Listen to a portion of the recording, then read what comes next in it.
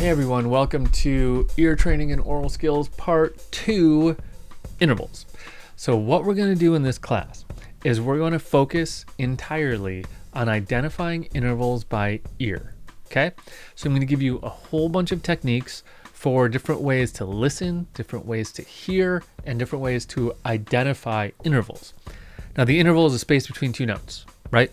So what we want to be able to do and what you will be able to do by the end of this class is I'm going to play two notes. I'm going to tell you what the first note is, and you're going to tell me what the second note is, because you're going to be able to identify the distance from the first note, and that will tell you what the second note is.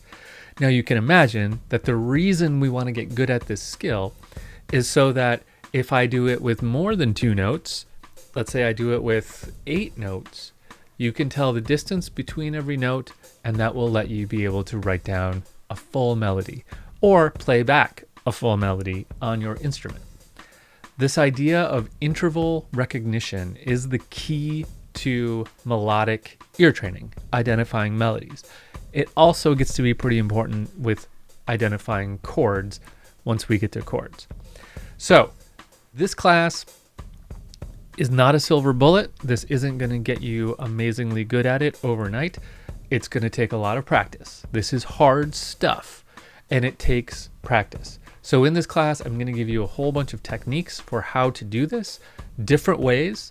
I'm going to tell you about trying to find what way works best for you.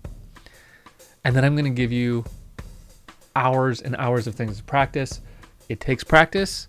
It takes even more practice. But I'm going to walk you through how I learned how to do it, how a lot of different people learn how to do it, how I teach doing it.